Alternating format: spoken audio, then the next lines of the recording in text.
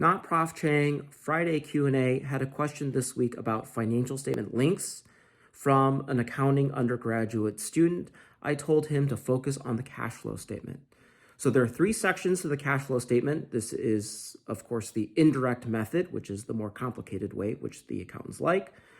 There's the cash flows from operating activities, cash flows from investing activities, cash flows from financing activities. So cash flows from operating activities, you take your net income from the income statement, then you add back your non-cash expenses such as depreciation and amortization, and then you include your changes in your working capital. So any changes in current assets or current liabilities.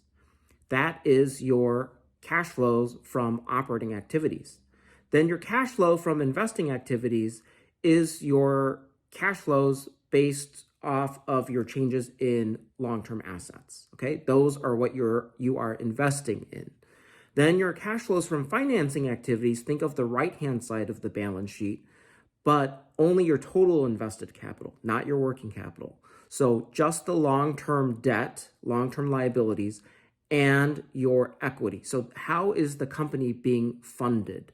All right. So those changes are going to be your cash flows from financing activities. Once you get your cash flows from operating activities, investing activities, and financing activities, those three components from the indirect cash flow statement are going to give you the changes in your cash flows. Then you take your beginning cash from last year's balance sheet, and then you will get your ending cash that will tie to your current or end of period balance sheet.